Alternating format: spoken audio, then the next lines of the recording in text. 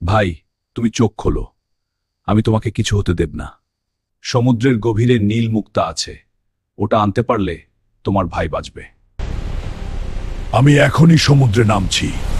ওই গভীরে দানবীয় জলদানব থাকে, তুমি যেও না, তোমাকে মেরে ফেলবে। ভাইয়ের প্রাণের জন্য আমি সব ঝুঁকি নেব। ওই নীলমুক্ত আমাকে আনতেই হবে। জলদানব, তুই কোথায়? তোর আজই শেষ দিন। আমি আসছি।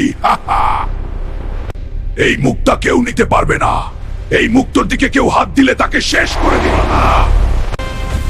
আজ আমি তোমাকে হারাবো। এই মুক্ত আমার লাগবেই।